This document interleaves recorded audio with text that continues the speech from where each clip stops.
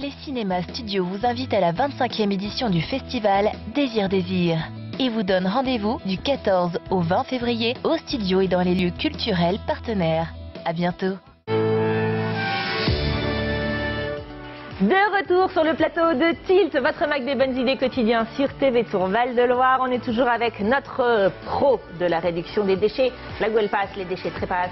C'est Zénaïde qui est avec nous et tu t'attaques aujourd'hui à notre trousse à maquillage. Et ouais, 75 000 tonnes de déchets annuels générés par les Françaises. Et le maquillage, ça fait un peu mal. Tu vas nous aider à résoudre tout ça. Notre invitée aussi, Cécile Perrin, est avec nous depuis le début de la première partie. On a parlé de cette exposition robot à la médiathèque de La Riche. Si vous avez raté toutes les infos, pas de problème, rendez-vous sur le site de tvtour.fr pour voir le replay. Et puis nous on accueille, déjà vu cela dit, Jean-Marie de Ciné qui est avec nous. Bonsoir Jean-Marie, on va parler dans un instant de votre livre Fenêtre sur cure qui va passionner un petit peu tous les amateurs entre guillemets de psychanalyse. Pourquoi? Parce que on va pouvoir découvrir justement une analyse. Vous avez co-écrit ce livre, vous, en tant qu'analyste, et puis avec votre patient. On va voir ça, vous serez ce soir en rencontre à la boîte à livres. Et puis, tout de suite, vous le savez, c'est le rendez-vous du mardi, c'est l'heure de votre rubrique C'est local, donc c'est génial. Une invention, une trouvaille, une idée ou un savoir-faire comme ce soir. On vous fait découvrir ça tout de suite.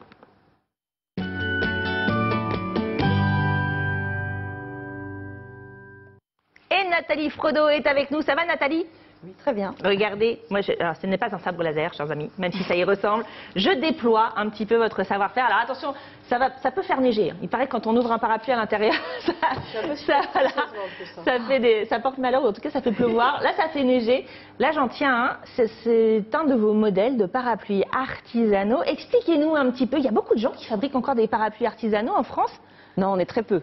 On est une petite dizaine, mais de façon artisanale encore moins, parce que vraiment une petite structure comme on a fait à Blois, voilà, on est très peu. On est mais 3, oui, mais alors 3, moi 4. après, je vais vous faire une confidence, je ne savais même pas qu'on fabriquait encore artisanalement des parapluies. Là, justement, je découvre. Vous saviez, vous avez déjà vu des parapluies artisanaux? Eh ben non, on est trop contents. Pour moi, c'est des trucs made in China qui pètent au moindre coup de vent. Eh bien non, regardez, en voilà un beau parapluie. Là, c'est une de vos créations. Combien de créations vous sortez par an de vos ateliers? Alors là, en ce moment, dans l'atelier, on a à peu près 300 modèles. 300 modèles qui va de l'enfant au très grand. Donc, Mais justement, moi, je trouve ça génial parce que quand j'ai vu ça, ça m'a rappelé quand j'étais petite, j'avais un parapluie avec une tête de canard. Justement, ça m'a un peu ému de repenser à tout ça. Là, on découvre un petit peu votre atelier, justement. Moi, je voudrais savoir un petit peu comment vous travaillez. Votre atelier, il est installé à Blois, en plein cœur de Blois. Ça veut dire que vous êtes à la fois fabricante et commerçante? Voilà. C'est un atelier boutique, on va dire. C'est un atelier qui est ouvert au public. Les personnes poussent la porte et rentrent directement dans l'atelier. Donc ils voient nos machines, nos tissus, tous les accessoires. Et peuvent choisir parmi les 300 modèles exposés. Mais si on a envie d'avoir un modèle particulier, on peut choisir son tissu, sa poignée.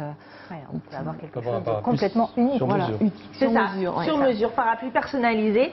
Comment vous travaillez justement? Vous parliez de machines, ce sont des machines anciennes, des machines nouvelles. Expliquez-nous un petit peu le savoir-faire en lui-même de fabrication. Les deux. On a des machines classiques pour l'assemblage de la toile et la pose du biais. Mais après, tout ce qui est les petits accessoires, c'est vraiment des anciennes machines qu'on a récupérées chez un fabricant parapluie qui stoppait. Là, on voit une image, effectivement, elle n'a pas l'air toute récente, cette machine-là. C'était peut-être les ancêtres de nos petits robots qu'on se trouve à La Riche, c'est possible. Justement, ce savoir-faire, il vient d'où? Comment est-ce que vous avez appris à fabriquer des parapluies? Un peu par hasard, c'est en travaillant, en entrant dans un atelier de fabrication en Normandie pendant 9 ans. J'ai travaillé avec eux.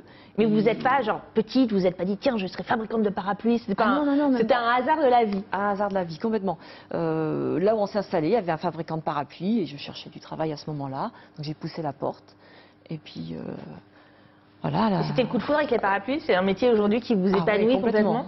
Qu'est-ce que vous y trouvez, justement? C'est aussi le travail, c'est toujours pareil, dans l'artisanat, c'est le travail, bien sûr, manuel, de voir quelque chose sortir effectivement d'un atelier, c'est toujours un moment d'émotion. Oui, on a le rouleau de tissu et tout de suite on imagine, comment va être le parapluie. Les coupes aussi peuvent être diverses. Alors on voit plein de modèles. Alors je précise, il y a des parapluies, puis s'il fait beau, il y a des ombrelles aussi. Combien d'heures, par exemple, ça prend à réaliser un modèle basique tel que celui qu'on voit par exemple à l'écran? À peu près 1h30. Ah, ça va Là, vite, c'est quand plus même. complexe, Ouais. voilà. Ah oui, là, ça a l'air plus compliqué. Il y a plus de ça morceaux, se voit tout de voilà. suite. Là, c'est des petites fantaisies qu'on peut rajouter parce que, voilà, j'ai une cliente qui voulait offrir à sa fille qui est passionnée de lapin un motif de lapin. Donc, elle a dessiné la silhouette du lapin et j'ai paqué cette silhouette sur le parapluie. Donc, voilà, C'est une c'est super idée, ça. personnalisé. Et alors, je pose toujours la question, parce que dès que c'est artisanal, que ça prend un petit peu de temps, souvent, pouf, ça coûte un peu plus cher. Combien ça coûte un parapluie de chez vous, Nathalie? De 35 pour l'enfant jusqu'au, on va dire, 95-100 euros avec le parapluie, avec une photo. C'est-à-dire, on peut très bien nous amener un visuel et nous, on va l'imprimer sur une des pointes. Ça, c'est un prix, on va dire, de parapluie, mais un parapluie qui tient. C'est pas un parapluie, comme je disais, les Made in China qui sont cassés en deux à chaque mouvement. C'est ça. Donc là, ce sont des parapluies. Je crois, j'ai un peu regardé sur votre site internet en préparant, ça dure jusqu'à 10-15 ans, un nouveau parapluie. Ah oui. Voilà, il faut bien le laisser sécher ouvert, il faut le remettre dans ses plis, le préserver. Il ne faut pas l'exposer en plein soleil à l'arrière d'une voiture, par exemple. Il ne faut pas le perdre, l'oublier. Oui, bah ça, voilà. Évidemment, là, sinon, voilà. on peut rien pour vous dans ces cas-là. Mais c'est réparable, voilà. Et c'est ça aussi, voilà, dernière activité, en plus, c'est que vous réparez, bien entendu, les parapluies.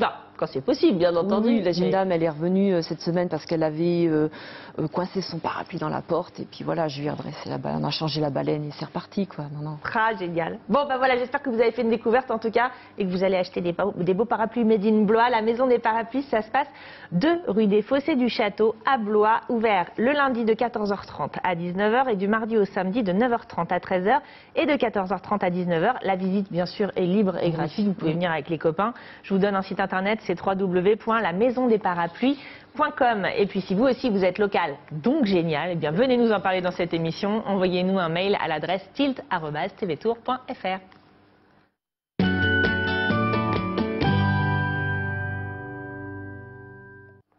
Allez, autre chose maintenant, si vous avez toujours rêvé d'être une petite souris et de vous faufiler dans le cabinet d'un analyste pour savoir ce qui s'y trame, eh bien ce livre-là, il est fait pour vous.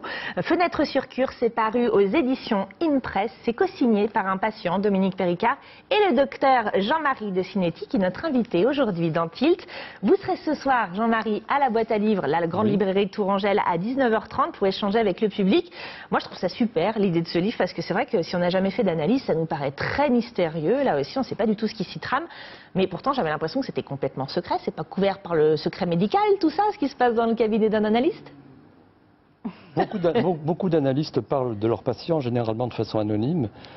J'ai un ami qui a découvert, comme ça, en se promenant dans la rue, dans les rues à Paris, qu'un livre écrit par son analyste, il l'a ouvert, il l'a regardé, il s'est aperçu que les 2 tiers du livre parlaient de lui. C'était lui. Et il ne le savait pas. Le choc. Ah ben il n'était pas très content. Bah tu m'étonnes, moi non plus, je serais pas contente. Et l'idée, c'est tout à fait inédit, c'est quasiment exceptionnel qu'on publie un livre avec un ancien patient. Qui a eu l'idée justement? Mais ça ne se fait qu'après. Hein. Le récit de la cure de ce patient se fait 3 ans après qu'il soit sorti de mon cabinet. Bien sûr. C'est vous qui avez souhaité rentrer dans cette démarche-là ou c'est lui en fait, qui l'a c'est proposé? lui qui, un jour, pendant une séance, me dit « il faudrait pouvoir écrire tout ça ». Ouais. Et puis, il se trouve que j'ai été immobilisé pour une raison, j'avais une rupture du tendon d'Achille. J'ai repris, je repensais à si je pouvais, comme j'avais pas autre chose à faire, j'ai repris son dossier. Et puis, j'ai repris mes notes et j'ai repris contact avec lui par téléphone en lui disant, vous vous rappelez de cette phrase, si vous voulez, on y va. Et cap ou pas cap, on y va. Voilà. Et il était cap tout de suite. 2 heures après, il m'a envoyé un mail en me disant, on y va. Alors, ce que je précise, c'est que ce n'est pas un livre de spécialiste. Bien sûr, il est accessible à tous. Il a été pensé pour qu'on puisse tous comprendre ce qui se passe, justement. Et on fait plein de découvertes. Pourquoi le patient vient vous consulter à la base? Alors, dans le cas de Monsieur P, dans ce livre, c'est rien ne va. Hein, découragement général, sentiment de ne rien maîtriser dans sa vie. On connaît tous un peu ça. Là, c'était vraiment un souci, on va dire, général. C'est ça le plus courant. Pourquoi est-ce que les gens viennent toquer à votre porte, généralement? C'est on se sent désœuvré? En général, les gens ne viennent pas faire une psychanalyse. Ouais.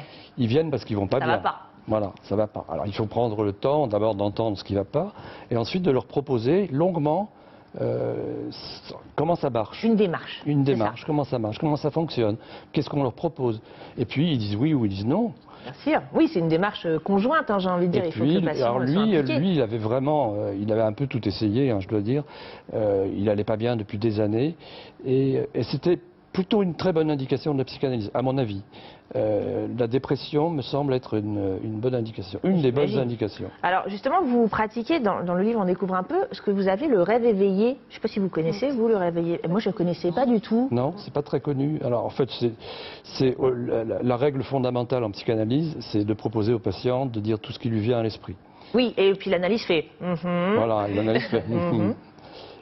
ici, on lui propose la même chose, donc il peut dire aussi tout ce qui lui vient à l'esprit, et puis on peut lui proposer aussi de laisser venir une image. Donc s'il y a une image, on lui dit, bah, écoutez, essayez de garder cette image et de partir avec, comme dans un rêve nocturne. Ouais, c'est ça.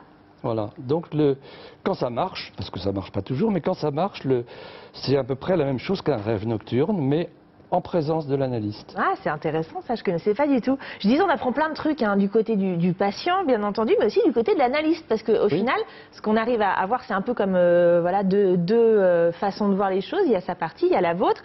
Comment vous vivez sa cure, ce que ça vous provoque aussi comme émotion. Et ça m'a fait réagir, parce que je me suis dit, l'analyste reçoit des émotions. Justement, on vous voit toujours genre, très impassible, c'est comme ça qu'on voit un peu dans la sagesse populaire. Finalement, ça vous impacte aussi, ce que vous livrent les patients. Bien sûr. Alors l'idée, c'était aussi, bon, la psychanalyse n'a pas très bonne presse par les temps qui courent.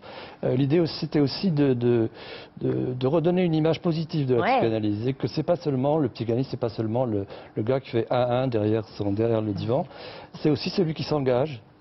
Alors pas au même titre que le patient, chacun de façon asymétrique on pourrait dire, mais voilà, j'avais envie aussi de faire découvrir la psychanalyse de façon pas trop technique. Ah mais c'est très réussi pour le coup. Et d'ailleurs on sent que même si au départ ce qui a provoqué votre rencontre à tous les deux c'est de la souffrance, la souffrance de Monsieur P en l'occurrence, tous les deux on a l'impression que vous avez pris beaucoup de plaisir aussi à écrire ce livre. Ah, vous avez raison de souligner. Je pense que le patient prend beaucoup de plaisir à faire son analyse et il prend aussi beaucoup de plaisir à rédiger ensuite. Oui. Alors justement, ce sera ma dernière question, mais lui, il est venu à vous, il s'est livré, on va dire, vraiment comme un livre ouvert. Aujourd'hui, vous avez dû vous revoir certainement pour échanger beaucoup, pour écrire ce livre. Elle est devenue quoi, votre relation? Qu'est-ce qui vous lie aujourd'hui avec votre co-auteur? Plus rien. Enfin, je veux dire, pendant tout le temps de la rédaction du livre, évidemment, on a échangé par mail. Je lui envoyais mes notes, et puis lui, il réagissait, il écrivait. Mais après, on s'est revu une fois, une fois qu'on a trouvé un éditeur, et on va se revoir ce soir. Ah, formidable. Moi, je me suis dit, tiens, ils sont devenus potes et tout. Non, pas du tout. Non, on garde quand même la distance, patient, médecin, bien entendu. Il n'y a pas eu de transfert, vous n'êtes pas en couple aujourd'hui. Non. S'il y a eu du transfert, bien sûr, pour faire le livre, mais il y a eu aussi un transfert qui s'est normalement liquidé, comme on dit. C'est pas beau liquider, c'est pas du tout beau. Bon, merci beaucoup Jean-Marie d'avoir levé ce voile. En tout cas pour nous, vous allez voir, c'est un livre formidable, passionnant et il y a plein de moments effectivement, même pas d'humour, mais quand même il y a beaucoup d'émotions dans ce livre. Rencontre donc ce soir avec Jean-Marie de Cinéti qui est notre invité et Dominique Péricard qui sera lui aussi là à la boîte à livres 19 rue Nationale à Tours à 19h30.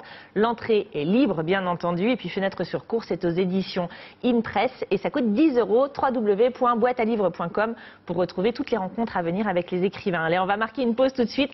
À suivre dans la dernière partie de votre émission, se maquiller sans polluer la planète avec des packaging en plastique et des formules chimiques épouvantables, c'est possible. Zénaïde va vous aider, vous allez voir. Et puis on retrouvera aussi l'objet merveilleux de notre commissaire priseur, Aymeric Rouillac.